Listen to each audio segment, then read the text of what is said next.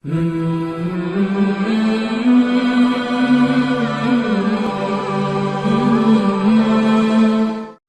لله وكفى وسلام على عباده الذين اصطفى وأشهد أن لا إله إلا الله وحده لا شريك له وأشهد أن سيدنا ومولانا محمدا عبده ورسوله أما بعد۔ آج ہمارا بیان بڑے اہم موضوع پر ہے، اور وہ موضوع یہ ہے کہ آپ ایک اچھی پڑوسن کیسے بنیں گی، ایک اچھی پڑوسن کے کیا فائدے ہیں، کیا فضائل ہیں، اور بری پڑوسن بننے کے کیا نقصانات اور کیا وعیدیں ہیں، اور ہمارے ذمے کیا کیا حق ہیں اپنے پڑوسیوں کے، یہ ہمیں پتہ ہونا چاہیے تاکہ ہم ان کو ادا کر کر اللہ تعالیٰ کو راضی کرنے کا جو ہے وہ ذریعہ بن سکیں۔ بات سیدھی سی ہے، ہم سب دنیا میں اللہ کو راضی کرنے آئے ہیں، اور کوئی پتہ نہیں اللہ کو ہمارا کون سا عمل پسند آئے اور ہمیں جنت میں داخل کر دیں، اور یہ بھی نہیں پتہ اللہ کو کون سا عمل پسند نہ آئے اور اللہ تعالیٰ ہمیں دوزخ میں بھیج دیں۔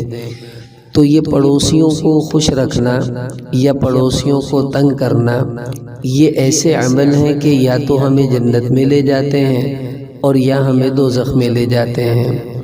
مثلا ایک حدیث میں آتا ہے کہ حضور پاک صلی اللہ علیہ وسلم کے سامنے ایک عورت کے بارے میں تذکرہ کیا گیا، من کثرت صلاتها وصیامها وصدقتها۔ یہ بتایا گیا کہ حضور ایک فلانی عورت ہے، بڑی کثرت سے وہ نفلی نمازیں بھی پڑھتی ہے، بڑی کثرت سے نفلی روزے رکھتی ہے، اور بہت صدقہ بھی دیتی ہے، لیکن اس کا ایک پرابلم ہے۔ وہ کیا؟ فرمایا غیر انہا تؤذی جیرانہا، کہ وہ اپنے پڑوسیوں کو تنگ کرتی ہے، ستاتی ہے، پریشان کرتی ہے۔ تو نبی اکرم صلی اللہ علیہ وسلم نے فرمایا ہی فی النار، اس کی نمازیں صدقے کسی کام نہیں آئیں گے، پڑوسیوں کو تنگ کرنے کی وجہ سے یہ عورت دوزخ میں جائے گی۔ پھر اسی حدیث میں ہے کہ صحابہ نے ایک عورت کے بارے میں بتایا کہ اور یہ کہا من قلت صلاتها وصیامها وصدقتها، کہ حضور وہ صرف فرض نماز پڑھتی ہے، تہجد، اشراق، چاشت یہ نہیں پڑھتی، فرض روزے رکھتی ہے، نفلی روزے نہیں رکھتی، اور زکوٰۃ دیتی ہے، نفلی صدقہ نہیں دیتی، بیچاری غریب ہوگی، لیکن اس میں ایک خوبی ہے، وہ یہ کہ وہ اپنے پڑوسیوں سے بڑا اچھا سلوک کرتی ہے، بڑا اچھا معاملہ کرتی ہے۔ تو نبی اکرم صلی اللہ علیہ وسلم نے فرمایا ہی فی الجنہ، اچھا اگر اس کی یہ خوبی ہے تو پھر وہ جنت میں جائے گی، اس لیے کہ اس کی یہ نفلی کمزوری اس کو نقصان نہیں دے گی، پڑوسیوں سے اچھا سلوک کرنا یہ اس کے جنت میں جانے کا سبب بن جائے گا۔ تو اب اندازہ لگائیں کہ ہم ساری عمر تہجدیں، اشراق، چاش سب کچھ پڑھتی رہیں، اور ہمارے کسی عمل سے پڑوسی ناراض ہوں، پریشان ہوں، تو وہ سارے کے سارے عمل بیکار، اور یہ ایک برا عمل ہمیں دوزخ میں لے جائے۔ اس لیے پڑوس کے حقوق کو جاننا اور ان کو سیکھنا بڑا ضروری ہے۔ اب ایک اچھا پڑوسی بننا اور ایک اچھا پڑوس ملنا، یہ دونوں بڑی خیر کی باتیں ہیں، بڑی سعادت کی باتیں ہیں۔ ایک حدیث میں آتا ہے نبی اکرم صلی اللہ علیہ وسلم نے فرمایا اربع من السعادہ، چار چیزیں انسان کے نیک بخت ہونے کی علامت ہے۔ نیک بختی کا کیا مطلب؟ جس کو ہم کہتے ہیں نا بڑا خوش قسمت عورت ہے یہ، تو ہمارے نبی فرما رہے خوش قسمت نیک بخت عورت کی لیے چار چیزیں ہیں، جس کو یہ مل جائے وہ سمجھ لے وہ بڑی نیک بخت ہے۔ اور ان میں سے ایک چیز حضور علیہ السلام نے یہ بھی فرمایا کہ الجار الصالح، کہ اچھا پڑوس کسی کو مل جائے تو یہ بھی بہت بڑی نیک بختی کی علامت ہے۔ اس سے پتہ چلا کہ اچھا پڑوسی ملنا جب نیک بختی ہے تو اچھا پڑوسی بننا تو اس سے بھی زیادہ خیر کی بات ہوگی۔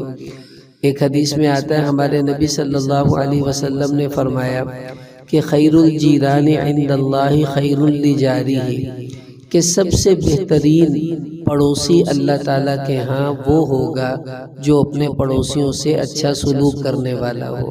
اس کا مطلب ہے کہ اگر ہم اپنے پڑوس سے اچھا سلوک کر رہی ہیں تو قیامت والے دن خود بخود اللہ تعالیٰ کے ہاں ہم پسندیدہ بن جائیں گی، اچھی بن جائیں گی۔ ایک حدیث میں آتا ہے صحابہ کرام نے کوئی عمل کیا تو آپ صلی اللہ علیہ وسلم نے پوچھا تم اتنی بھاگ دوڑ کیوں کر رہے ہو؟ وہ کہنے لگے یا رسول اللہ ہم اس لیے یہ سب کچھ کر رہے ہیں کہ ہم سے اللہ راضی ہو جائے اور اللہ کے رسول راضی ہو جائیں۔ تو نبی اکرم صلی اللہ علیہ وسلم نے فرمایا کہ من سرہ ان یحب اللہ ورسولہ، کہ جو یہ چاہتا ہے کہ وہ اللہ اور اس کے نبی سے محبت کا ثبوت دے، وَيُحِبُّهُ اللَّهُ وَرَسُولُهُ، اور یہ بھی چاہتا ہے کہ اللہ اس سے محبت کریں، اللہ کا نبی بھی اس سے محبت کرے۔ اچھا آپ بتائیں کیا آپ یہ سب چاہتی ہیں یا نہیں چاہتی؟ یقیناً چاہتی ہیں کہ ہمارا اللہ ہم سے راضی ہو، ہمارا نبی ہم سے راضی ہو۔ تو حضور علیہ السلام نے فرمایا جو عورت یہ چاہتی ہے فَلْيُحْسِنْ جَوَارَ مَنْ جَارَ، تو اس کو چاہیے اپنے پڑوسیوں سے اچھا سلوک کرنا شروع کرے، اچھی پڑوسن بن جائے۔ اگر وہ اچھی پڑوسن بن گئی تو اللہ بھی اس سے پیار کریں گے اور اللہ کے نبی صلی اللہ علیہ وسلم بھی اس سے پیار کریں گے۔ اب آپ اس سے اندازہ لگائیں کہ اچھی پڑوسن بننے کے کتنے فائدے ہیں، کتنی فضیلتیں ہیں۔ اور اگر خدا نہ خواستہ ہم بری پڑوسن بن گئیں تو کتنے نقصان کی بات ہے۔ ایک حدیث میں آتا ہے ہمارے نبی نے فرمایا اربع من الشقاوہ، چار چیزیں انسان کے بدبخت ہونے کی علامت ہے، جس کو کہتے ہیں کہ بڑی بدبخت ہے، بڑی بدقسمت ہے۔ تو اس میں چار باتیں ہمارے نبی نے فرمائی۔ ان چار باتوں میں سے ایک بات یہ بھی فرمائی کہ الجار السوء، کہ کسی کو برا پڑوسی مل جائے تو یہ برا پڑوسی مل جانا بھی انسان کے بدبخت ہونے کی علامت ہے۔ اس کا مطلب ہے کہ برے پڑوسی کی وجہ سے اگر ہم برے بن رہے ہیں تو پھر وہ خود کتنا برا ہوگا۔ اسی لیے ہمارے نبی صلی اللہ علیہ وسلم نے برے پڑوسی سے پناہ مانگی ہے۔ حضور کی دعاؤں میں ہے اللہم انی اعوذ بک من جار السوء، اے اللہ میں برے پڑوسی سے تیری پناہ مانگتا ہوں، یعنی مجھے کوئی ایسا پڑوسی نہ ملے جو مجھے تنگ کرے، پریشان کرے۔ برا پڑوسی ہونا انتہائی بری بات ہے۔ ایک حدیث میں آتا ہے ایک آدمی نے حضور کے پاس آ کر شکایت کی کہ یا رسول اللہ ان لی جارن تؤذینی، میرا ایک پڑوسی ہے وہ مجھے بہت تنگ کرتا ہے، پریشان کرتا ہے۔ حضور نے کہا اس کو سمجھا، کہ جی میں نے بہت سمجھا لیا، اب میں تنگ آ گیا اس سے۔ آپ صلی اللہ علیہ وسلم نے فرمایا فَأَخْرِجْ مَتَاعَكَ إِلَى الطَّرِيقِ، ایسا کر تو اپنے گھر کا پورا سامان نکال کر سڑک پر رکھ دے۔ اس زمانے میں ہمارے گھروں جتنا سامان نہیں ہوتا تھا جو 6 ٹرکوں میں آئے گا، بس ان کی ایک چارپائی ہوتی تھی، 2-4 برتن ہوتے تھے، یہی گزارا ہوتا تھا۔ تو انہوں نے اپنا سامان نکالا اور سڑک کے اوپر رکھ دیا۔ اب جو بھی گزرے پوچھے بھئی خیریت ہے تم یہاں بیٹھے ہو، سڑک پہ سامان نکالا ہوا ہے؟ تو وہ کہتا کہ بھئی یہ میرا پڑوسی ہے، یہ مجھے بڑا تنگ کرتا ہے، میں نے اسے بھی سمجھایا، حضور کو بھی بتایا، حضور نے مجھے کہا تو اپنا سامان باہر نکال کے بیٹھ جا۔ اب وہاں تو رش لگ گیا، سب لوگ اکٹھے ہو گئے، بھئی یہ کیا؟ اب جب سب اکٹھے ہوئے اور سب کو اس کے کرتوت پتہ چلے تو ہر بندہ جاتے جاتے یوں کہنے لگا اللہم لعنہ، اے اللہ تو اس برے پڑوسی پر لعنت کر، اللہم اخزیہ، یا اللہ تو اس کو رسوا کر، اس کو ذلیل کر جو اپنے پڑوسی کو ستاتا ہے۔ اب جب اس نے سنا بھی ہر بندہ ہی مجھے بد دعا دے رہا ہے، میرا تو پورے محلے میں بے عزتی ہو گئی، سب کے سامنے میری بات کھل گئی، تو وہ گیا اس کے پاس، اپنے پڑوسی کے پاس باہر آیا، اس سے معافی مانگی اور وعدہ کیا کہ اللہ کی قسم آئندہ میں تجھے تنگ نہیں کروں گا، خدا کے لیے سامان اپنا اندر کر لے اور حضور کو بتا دے کہ میں نے تجھ سے معافی مانگ لی ہے۔ مطلب یہ کہ انسان کا برا ہونا بعض اوقات اس حد تک چلا جاتا ہے کہ حضور نے یہاں تک کہہ دیا کہ ٹھیک ہے تم اپنا سامان ہی باہر نکالو تاکہ تھوڑا بہت اس کو بھی احساس ہو۔ اب دیکھیں کتنا برا ہوتا ہے اپنے پڑوسی کو ستانا۔ ایک حدیث میں آتا ہے نبی اکرم صلی اللہ علیہ وسلم ٹیک لگا کر بیٹھے تھے تو آپ نے فرمایا واللہ لا یؤمن، اللہ کی قسم وہ ایمان والا نہیں۔ اب آپ اس کو چونکہ خواتین ہیں تو میں ترجمہ آپ کے حساب سے کرتا ہوں کہ ہمارے نبی نے فرمایا اللہ کی قسم وہ ایمان والی نہیں، واللہ لا یؤمن 3 دفعہ کہا، اللہ کی قسم وہ ایمان والی نہیں، اللہ کی قسم وہ ایمان والی نہیں۔ تو صحابہ نے پوچھا کون حضور؟ آپ صلی اللہ علیہ وسلم نے فرمایا کہ من لا یأمن جارہ بوائقہ، جس سے اس کے پڑوسی تنگ ہوں، اس کی وجہ سے پڑوسی پریشان ہوں، اس کی تکلیفوں سے اس کے پڑوسی محفوظ نہ رہے، وہ عورت ایمان والی نہیں ہے۔ مطلب اس کے ایمان کی ہی نفی کر دی کہ یہ کیسی مومن ہے کہ جس کی وجہ سے سب لوگ پریشان ہیں اور وہ ان کو تنگ کرتی ہے۔ اب دیکھیے ہماری ذمہ داریاں کیا ہیں، اب یہ سمجھنا بہت ضروری ہے۔ یہ تو ہمیں پتہ چل گیا کہ ہمیں اچھا بننا ہے، اور یہ بھی پتہ چل گیا کہ ہمیں برا نہیں بننا ہے، لیکن اگر ہمارا پڑوسی برا بن جائے تو ہم کیا کریں؟ یہ بھی ایک مسئلہ ہے۔ وہ ہمیں ستاتا ہے، وہ ہمیں پریشان کرتی ہے، ہماری پڑوسن ہمیں تنگ کرتی ہے، تو ہم کیا کریں؟ تو نبی اکرم صلی اللہ علیہ وسلم نے اس کے بارے میں بہت اچھی ترغیب دی۔ ایک حدیث میں آتا ہے ان اللہ یحب ثلاثۃ، اللہ تعالیٰ 3 لوگوں سے بہت محبت کرتے ہیں، بہت پیار کرتے ہیں۔ یعنی 3 عورتوں سے آپ یوں سمجھ لیں اللہ تعالیٰ بہت محبت کرتے ہیں۔ ان میں سے ایک عورت وہ بھی ہے کہ جس کی ایک پڑوسن ہے، وہ اسے بہت زیادہ ستاتی ہے، تنگ کرتی ہے، اور فَيَصْبِرُ عَلَىٰ آذَاهُ، اور وہ اس کی تکلیفوں پر اس وقت تک صبر کرتی ہے جب تک کہ وہ ٹھیک نہ ہو جائے یا وہ مر نہ جائے۔ مطلب اس کی موت تک وہ صبر کرتی کرتی کرتی بیچاری رہتی ہے کہ میں نے اسے کچھ نہیں کہنا، یہ جو مرضی کرتی رہے میں نے اسے کچھ نہیں کہنا۔ تو ہمیں شریعت یہ کہتی ہے کہ تم نے تکلیف نہیں دینی، اور یہ بھی کہتی ہے کہ اگر تمہیں کوئی تکلیف دے تو تم نے اپنے آپ کو صبر سے روکے رکھنا ہے۔ تکلیف کا بدلہ تکلیف نہیں ہے، برائی کا بدلہ برائی نہیں ہے۔ ہمارے ہاں تو رواج ہے نا کہ اینٹ کا جواب پتھر سے دینا ہے، وہ برا کرے گی تو میں بھی کروں گی۔ ایک حدیث میں آتا ہے ہمارے نبی نے فرمایا کہ لا تکونوا امعا، کہ تم امعا مت بنو۔ امعا کا ترجمہ اب میں کیا کروں، اس کو پنجابی میں اس کا ترجمہ بہت اچھا ہو سکتا ہے کہ ہمارے نبی فرما رہے چغل نہ بنو، گندے نہ بنو۔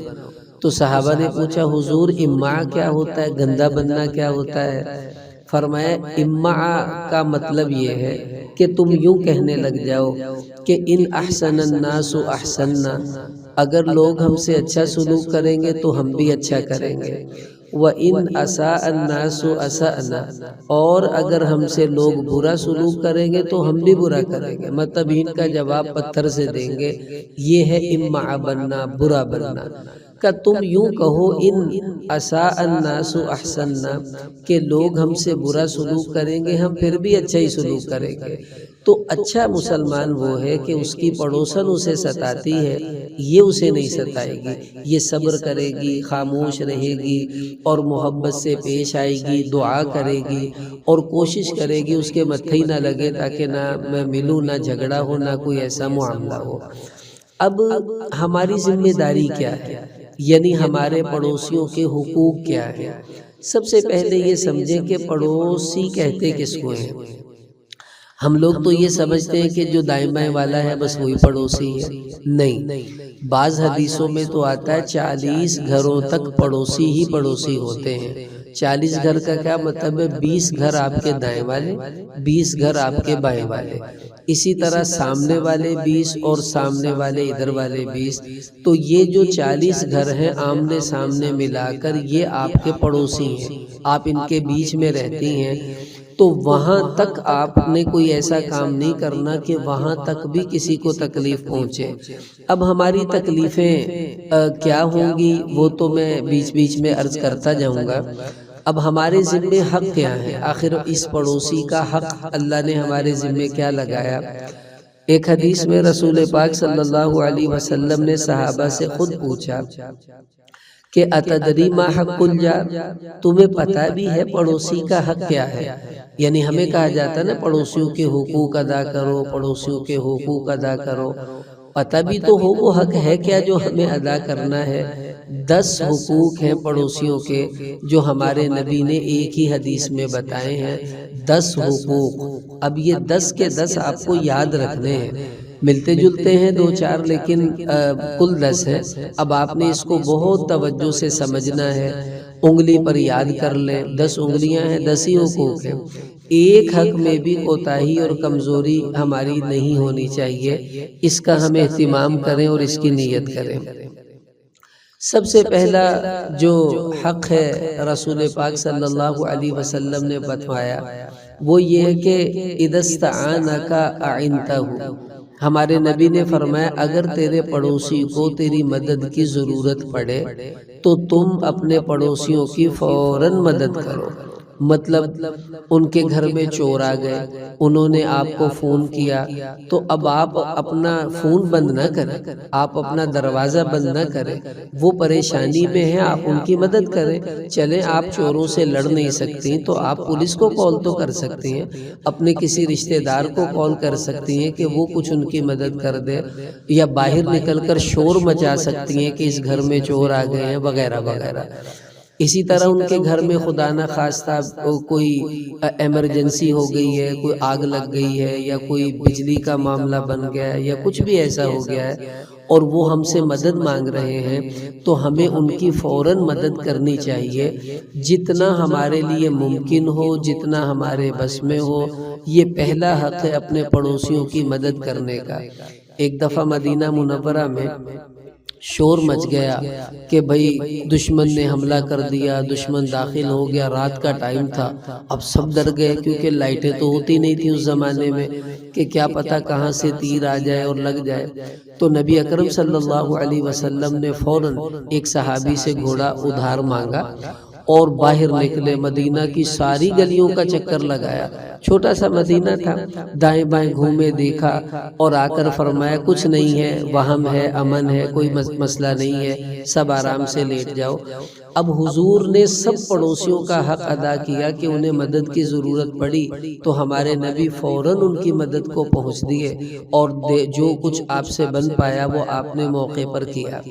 اب ہم نیت کریں، دیکھیں اگر خدا نہ خواستہ ہمارے ساتھ ایمرجنسی ہو اور ہمارا پڑوسی مدد نہ کرے تو ہمیں کتنا برا لگے گا، کتنی ہمیں پریشانی ہوگی۔ اگر ان کے ہاں کوئی معاملہ آیا ہے تو ہمیں بھی ان کی مدد کرنی چاہیے۔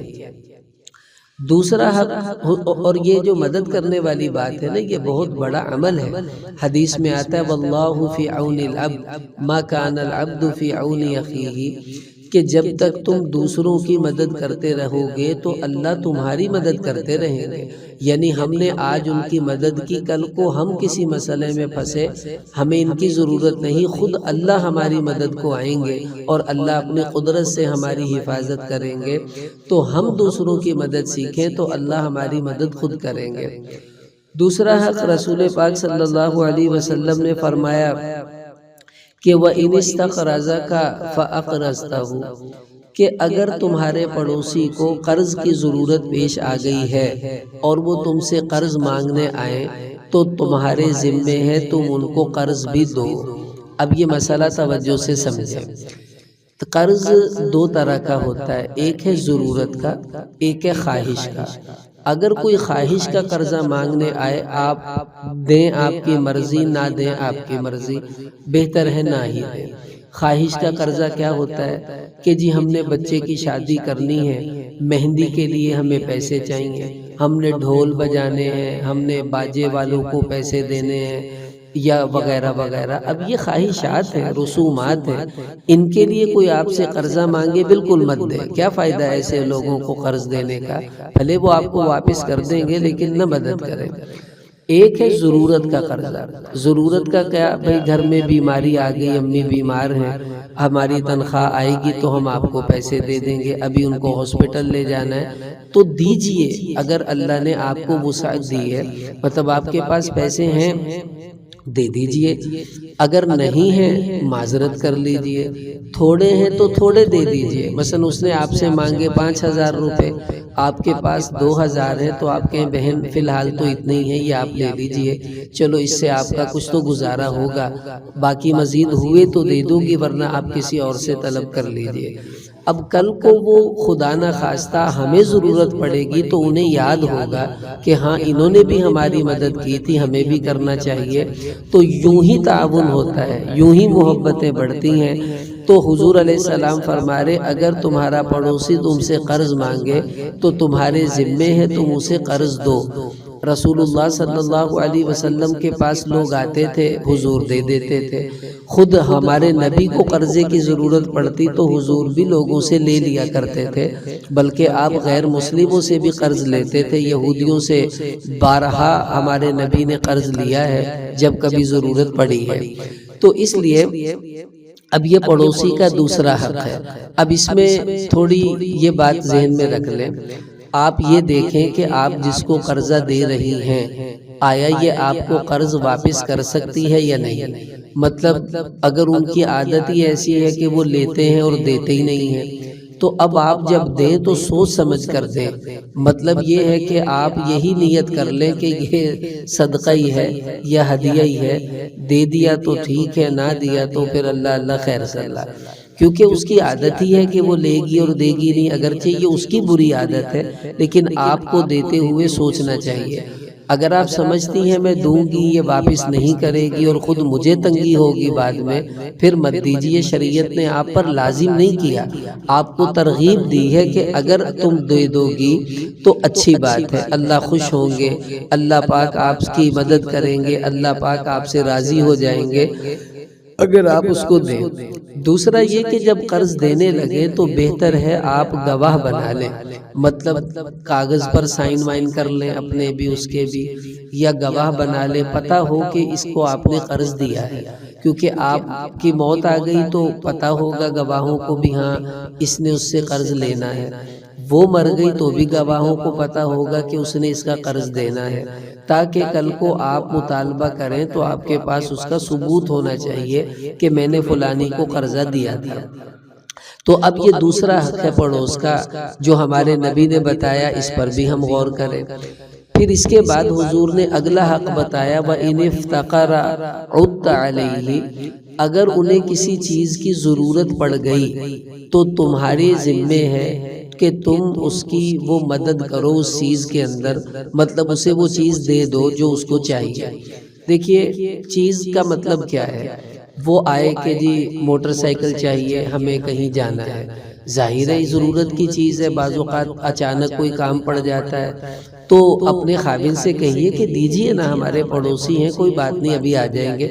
انہیں بھی چاہیے کہ وہ بائک لے کر جائیں تو پیٹرول ڈلوائیں، نہیں ڈلواتے تو آپ نیت کر لیں اللہ تعالیٰ ہمیں اس پر ثواب دے دیں گے، ہم ان کے کام آئے ہیں۔ ایک حدیث میں آتا ہے جو کسی مسلمان کے کام آتا ہے تو اللہ تعالیٰ اس کو دوزخ سے 3 خندقیں دور کر دیتے ہیں، اور ایک خندق اتنی بڑی ہے جتنا زمین اور آسمان کا فاصلہ، تھوڑی سی مدد ہی کی ہے نا۔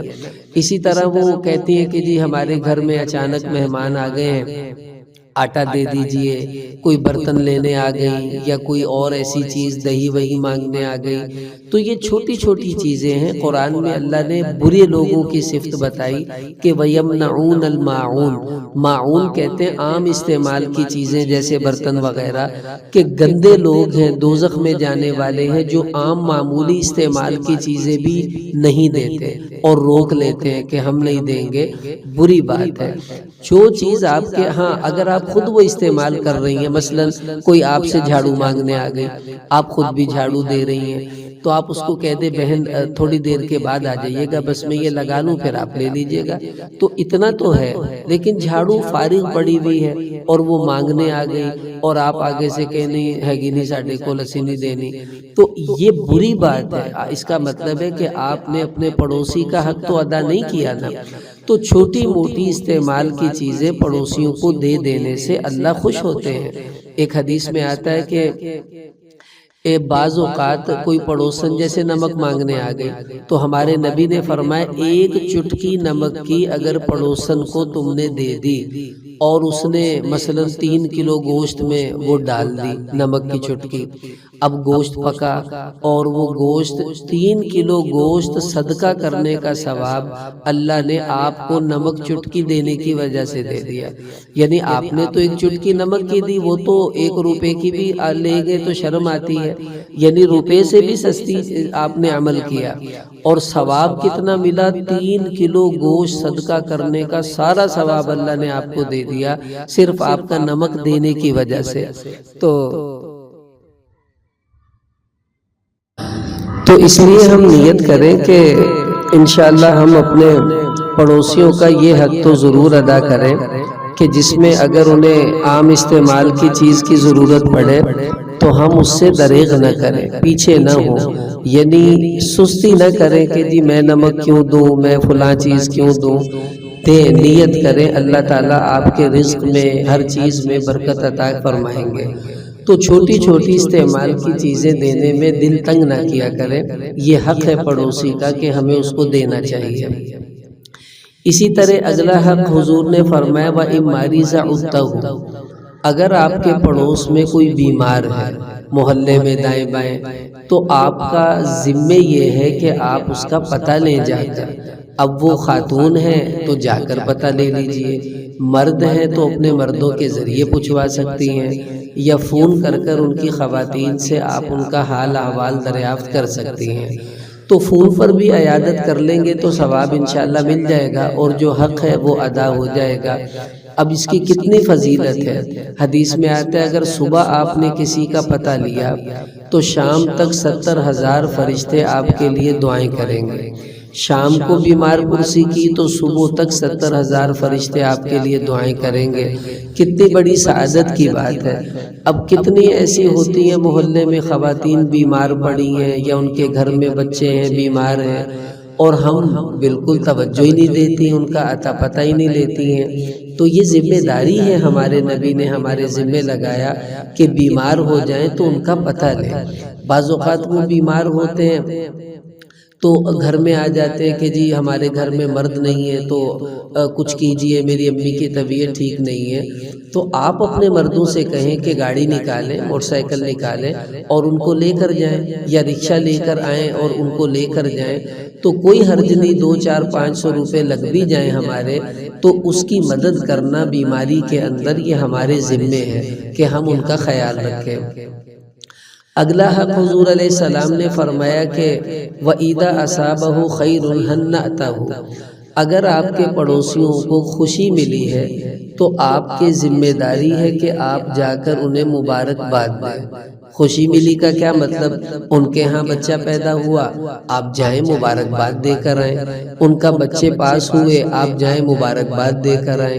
کوئی ایسی خوشی انہیں ملی ہے، کوئی کاروبار میں نفع ہوا یا کچھ بھی ایسا، ظاہر ہے خوشی کے کئی مواقع ہیں، منگنی ہوئی ان کی بچی کی کہیں یا شادی ہوئی وغیرہ وغیرہ، تو یہ نہیں ہونا چاہیے۔ دیکھیں اس کا کتنا بڑا فائدہ ہے کہ اگر انہیں خوشی ملی اور ہم نے مبارکباد دی تو ہمارے دل میں جلن نہیں آئے گی، ہمارے دل میں حسد نہیں آئے گا۔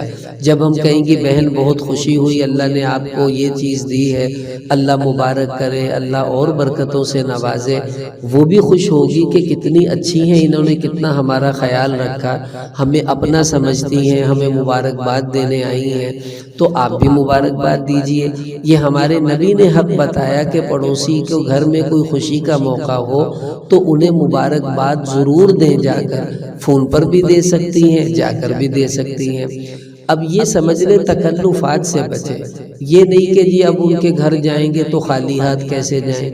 ان باتوں نے ہمارے دین کو مشکل بنا دیا، ان باتوں نے ہمیں اللہ اور اس کے نبی کے طریقوں پر چلنے سے دور کر دیا کہ ہم کسی کا پتہ لینے جائیں تو کیسے جائیں، اب پھل لے کر جانا پڑے گا، خوشی ہے تو مٹھائی لے کر جانی پڑے گی۔ کس نے آپ کو کہا کہ کسی کا پتہ لینے جائیں تو بغیر پھلوں کے نہیں جا سکتے، کسی کے گھر میں خوشی میں جائیں تو بغیر مٹھائی کے نہیں جا سکتے کہ جی وہ کیا کہیں گے؟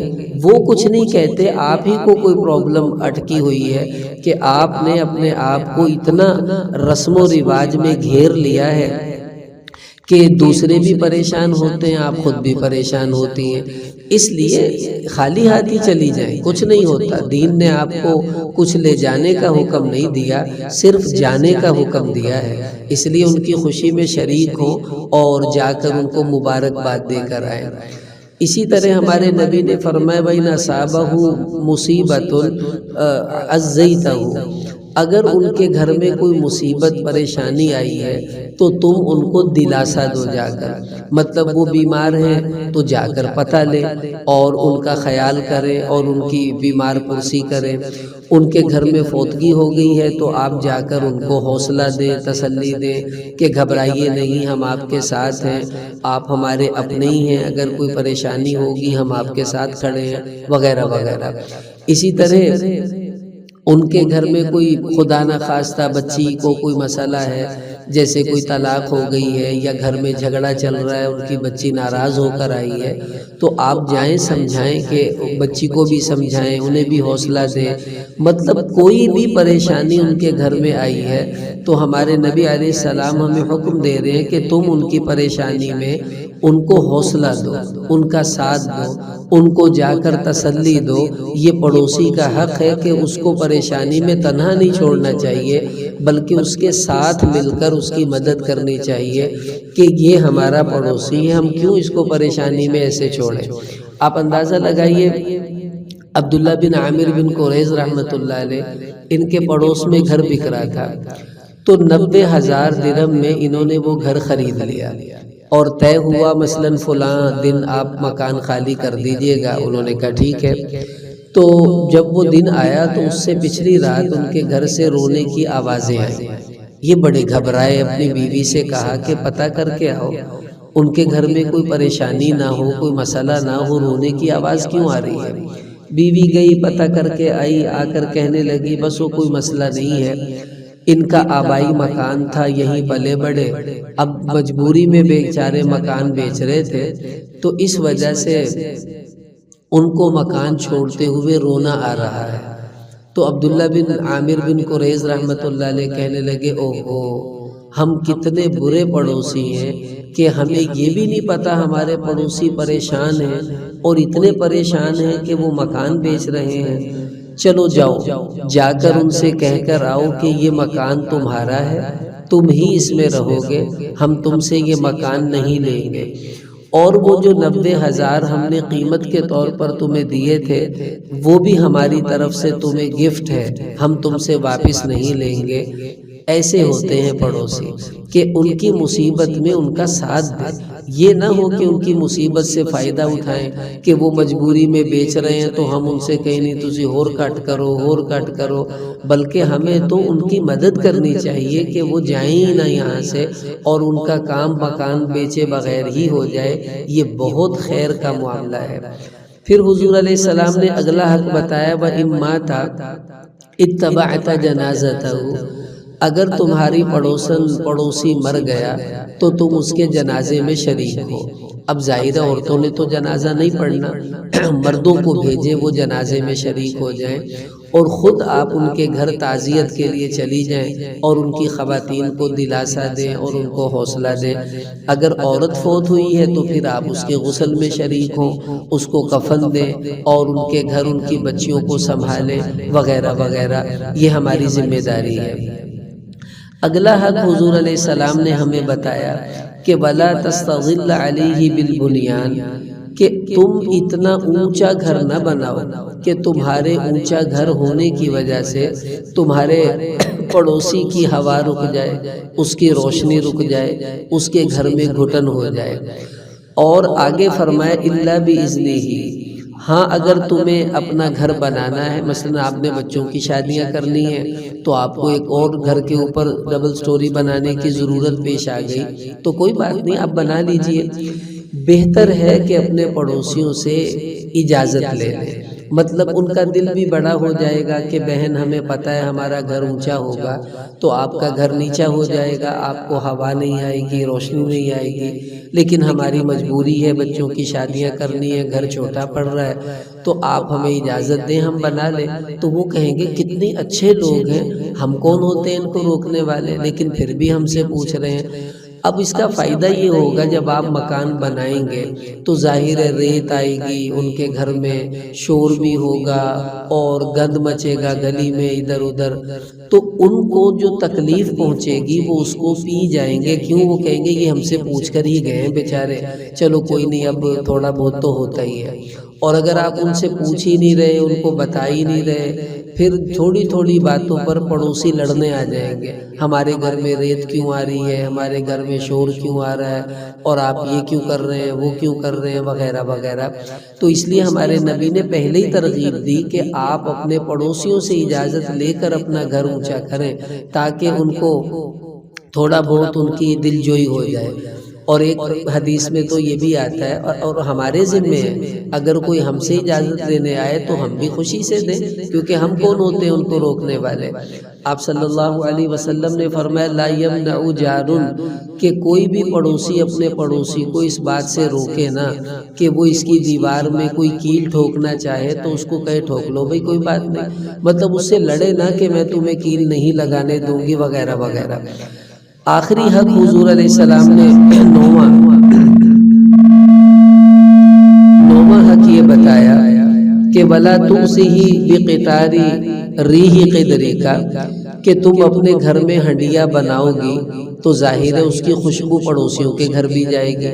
اب وہ غریب ہیں، ان کے گھر میں تو سالن نہیں اتنا پکا تو وہ پریشان ہوں گے، تو تم اپنی ہنڈیا کی خوشبو سے اپنے پڑوسی کو پریشان نہ کرو۔ اب بھئی کیا کریں، خوشبو تو آپ نہیں روک سکتے، تو حضور نے اس کا حل بتایا کہ ایسا کرو ہنڈیا میں سے تھوڑا سا سالن اپنے پڑوسی کے گھر بھیج دو، تو اس کا فائدہ یہ ہوگا کہ اس کے دل میں جو ایک طمع ہے وہ بھی ختم ہو جائے گی اور اس کا حق بھی ادا ہو جائے گا۔ اس کا طریقہ ہمارے نبی نے فرمایا اذا طبخت مرقۃ فاکثر ماءھا، کہ تم ہنڈیا بناؤ تو شوربے میں پانی تھوڑا زیادہ ڈال دو، مطلب ایک کولی زیادہ پانی ڈالیں گی، وہی کولی نکال کر پڑوسیوں کو دے دی، ایک آدھ آلو بوٹی رکھ دی تو آپ کا سالن بھی کم نہیں ہوگا، اس کا حق بھی پورا ہو جائے گا۔ اتنا اہتمام تھا۔ عبداللہ بن عمر رضی اللہ عنہ نے ایک دفعہ بکری ذبح کی اور اس کو پکایا، جب پک گئی تو اپنی بیوی سے پوچھا کہ وہ جو ہمارا یہودی پڑوسی ہے، مسلمان نہیں ہے، یہودی پڑوسی ہے، اس کے گھر میں بھی بھیجا کہ نہیں بھیجا؟ انہوں نے کہا جی ہاں بھیجا ہے۔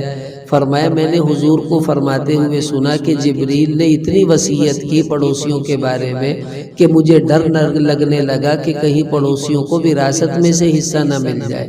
تو وہ اتنا اہتمام کرتے تھے، ہم بھی اس کی نیت کریں، اپنے پڑوسیوں کے گھر جو پکے تھوڑا سا بھیج دیا کریں، کوئی فرق نہیں پڑتا، اس سے دل بڑھتے ہیں، کبھی دائیں والے کو دے دیا، کبھی بائیں والے کو، کبھی سامنے والے کو، کبھی دور والے کو، کسی کسی کے گھر تھوڑا تھوڑا بھیجتی رہیں گی تو اللہ رزق میں برکت بھی دیں گے، پڑوسیوں کے دلوں میں محبت بھی آئے گی اور آپس میں ہمارے دل بھی مل جائیں گے۔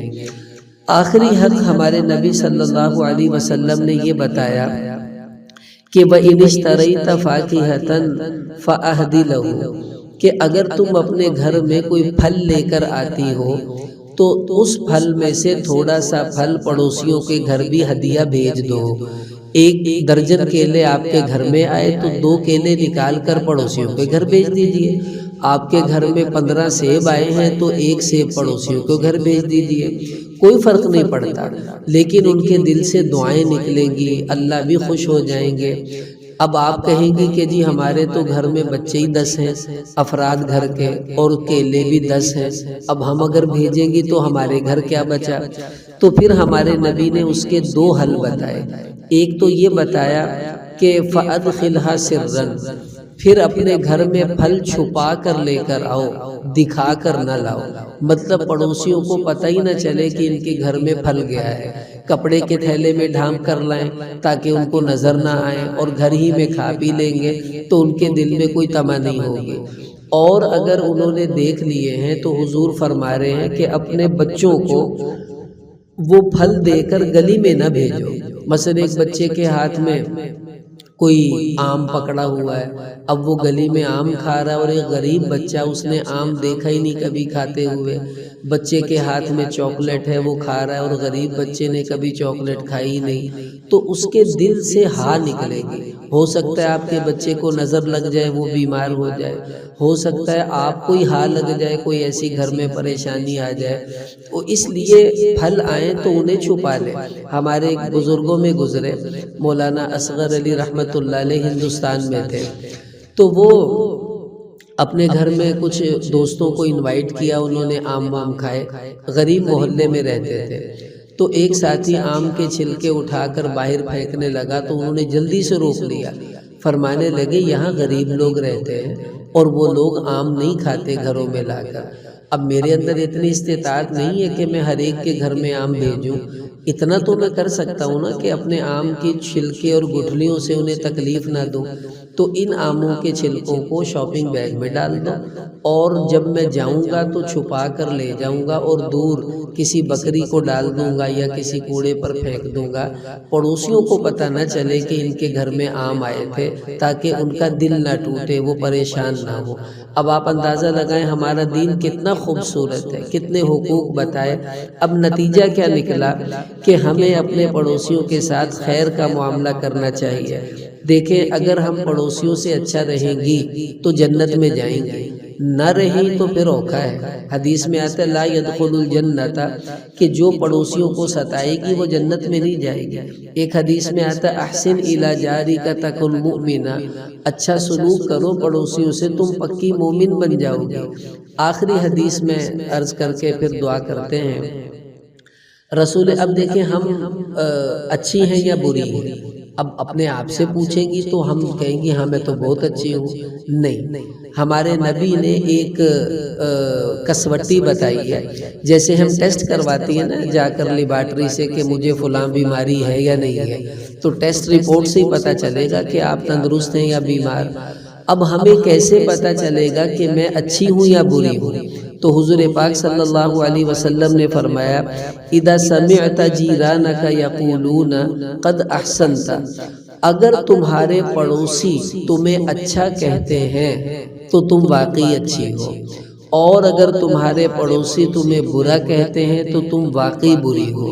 یعنی تمہیں یہ دیکھنا ہے نا کہ تم اچھی ہو یا بری، تو کہیں کسی لیبارٹری میں جانے کی ضرورت نہیں ہے، بس تم اپنے پڑوسیوں سے پتہ کر لو، کسی کے ذریعے پتہ کروا لو کہ یہ کیسا ہے۔ اب اگر محلے والے کہیں بھئی یہ تو بہت اچھی ہے، بڑی اچھی خاتون ہے، ماشاءاللہ بڑی نیک ہے وغیرہ وغیرہ، تو آپ واقعی اچھی ہیں۔ اور اگر وہ کہیں اجی چھوڑو کیا، یہ تو بس اوپر اوپر سے نماز روزہ ہے، بدتمیزی کرتی ہے، زبان کی سخت ہے، معاملات اچھے نہیں ہیں وغیرہ وغیرہ، اس کا مطلب ہے وہ آپ کو برا کہہ رہی ہے، تو پھر آپ واقعی بری ہیں۔ اب میں اچھا ہوں یا برا، میں اچھی ہوں یا بری، اس کے لیے کچھ نہیں کرنا، اپنے پڑوسیوں پر نظر رکھیں وہ آپ کے بارے میں کیا کہتے ہیں، اور یاد رکھیں جب آپ اچھا سلوک کریں گی سب آپ کو اچھا ہی کہیں گے، جب آپ برا معاملہ کریں گی سب آپ کو برا ہی کہیں گے۔ تو بس اپنے آپ کو اچھا یا برا ہم نے خود ہی بنانا ہے، اس کا فیصلہ بھی ہمیں خود ہی کرنا ہوگا۔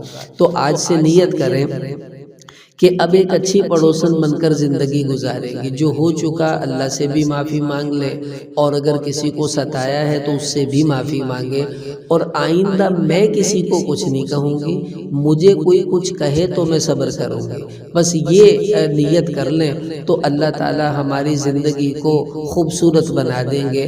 اور پڑوسی صرف یہی نہیں ہے جو دائیں بائیں والے ہیں، اوپر نیچے والے بھی پڑوسی ہوتے ہیں۔ مثلا آپ کسی گھر میں رہتی ہیں، اوپر بھی لوگ لوگ رہتے ہیں کرایہ دار، نیچے بھی آپ رہتی ہیں، یا کرایہ دار نہیں ہیں، آپ کی فیملیاں ہیں 2-3، کوئی اوپر رہ رہا ہے کوئی نیچے رہ رہا ہے، تو اوپر والے نیچے کے اور نیچے والے اوپر والوں کے پڑوسی ہیں، ان کے لیے بھی یہی احکامات ہیں کہ وہ ایک دوسرے کو انہی حقوق کے ساتھ ڈیل کریں تاکہ اللہ کے ہاں پسندیدہ بن جائیں۔ اللہ پاک ہم سب کو ان باتوں پر عمل کی توفیق